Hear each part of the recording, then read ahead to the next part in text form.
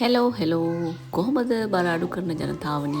ඉතින් මෙන්න ඊයේ මම ඕවර්නයිට් සෝක් වෙන්න තිබ්බේ සූදුරු. අද මම පහමාට විතර වගේ තමයි නැගිට්ටේ.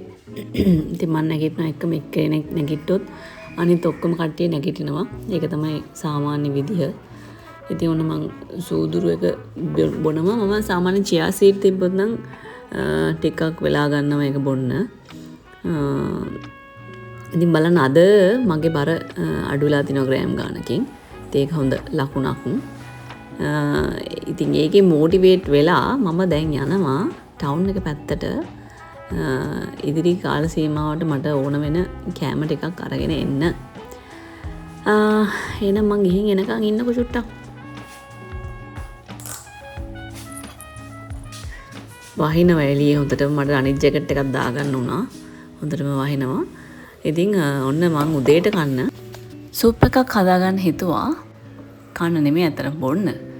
ඉතින් මං හදනවා ටිකක් වැඩිපුර. එතකොට මට රෑටත් ගන්න පුළුවන් කියලා හිතාගෙන. හැබැයි මම රෑට මේ සුප් එකේ ඉතුරු ටික බිව්වේ නෑ. මේ බලන්නකෝ. ඉතින් ඔන්න මං සුප් එකට මං දාපු ඒවා ටික ඔක්කොම දැම්මා වට කලින්. දකින්න ඇති. ඔන්න දැන් සුප් එක තැම්බිලා ඉවරනකොට මම බෙත්තර දෙකකුත් ඒකට දිදාගෙන ලුණු ගම්මිරිස් ටිකක් එහා ගත්තා. වැස්ස දවස් වලට හරිම මම ආස කරන විදිහේ බ්‍රෙක්ෆාස්ට් එකක් මේක. ඉතින් අද උදේ කෑම මේ විදිහට තමයි මම ගත්තේ.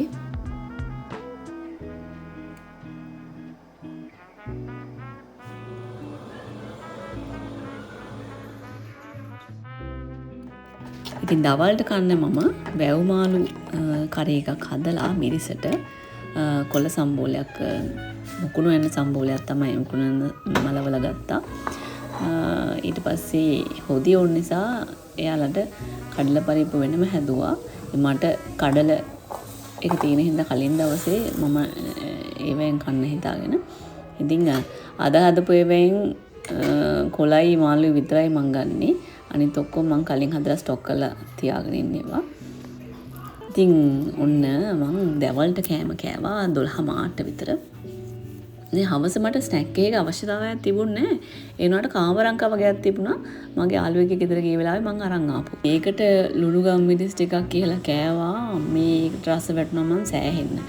ඊට පස්සේ දැන් මගේ බඩත් ෆුල් වෙලා. පස්සේ මම පාන් පෙත්තක් තිබ්බා. ඒක හොඳට ටෝස් කරලා කරු කුට්ටක් වෙන්න. මාළු හොදි ටික දාගෙන බිත්තර දෙකක් ඒකට උඩින් දාගෙන ඒක තමයි කෑවේ. ඉතින් ග්‍රීන් ටී එකකුත් ලෑස්ති කරා කෑමෙන් පස්සේ බොන්න. බබාලට මම උදේම රොටි අන්නලා තමයි තිබ්බේ. ඒ නිසා ඉතින් ඒක වෙන මට බොරි වෙන දෙයක් තිබුණෙත් නැහැ. මම සාමාන්‍යයෙන් දවල්ට බත් දුන්නොත් රෑට යාළුවට වෙන මොනවා හරි දෙන්න තමයි try කරන්නේ. සමහර වෙලාවල් තියෙනවා බත්ම දෙන. ඉතින් පාන් පෙත්තන හරිම රසයි. අර මාළු හොදි දාලා හදපු හින්දා මම සාමාන්‍යයෙන් මාළු හොදි වැඩිපුර හදන්නේ උන් ඔය වගේ වැඩවලට. ඉතින් ඒ වෙලේ බඩ පිරුණාට මට රෑ වෙලා ටිකක් හැබැයි බඩගිනි ආවා. මම පාන් පෙත්ත විතරනේ කෑවේ. ඉතින් එතකොට වෙලාව පහ වෙලා නිසා මං ආයෙ මුකුත් කන්න ගියේ නැහැ. ඉතින් ඔන්න හෙට බොන්න හිතාගෙන අත මම පෙඟෙන තිබ්බේ උළුහාල් ඇට ටිකක්. උළුහාල් ඇට තේ හැඳි භාගයක් විතර වගේ. ආයෙ නම් හෙට හම්බෙමු අපි.